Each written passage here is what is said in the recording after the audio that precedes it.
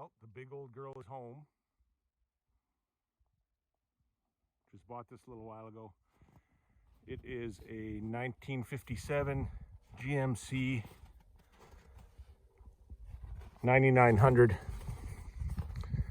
3-ton 4-wheel drive conversion from the factory, and I am so freaking excited to have this thing.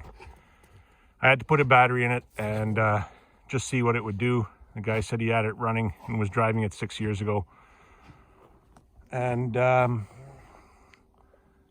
yeah, I tried it. It just clicks. I imagine it's dry seized. Gonna throw some diesel in the cylinders tomorrow, let it sit, see what happens.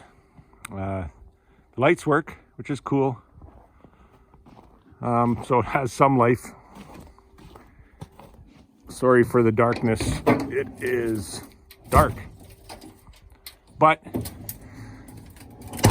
as I pull it apart and do more work on it, restore it,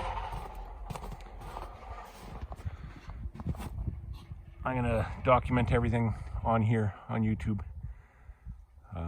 It needs to be shortened, in my view, because there's the size of a regular box. It's a period correct box. It's at the right height, but it just doesn't look right to me with that big open space in here. So what I'm going to do is I'm going to shorten the wheelbase up so I can just have a regular box on there. I think that'll look much better. And that's it. I'm excited. Stay tuned. Cheers. Peace.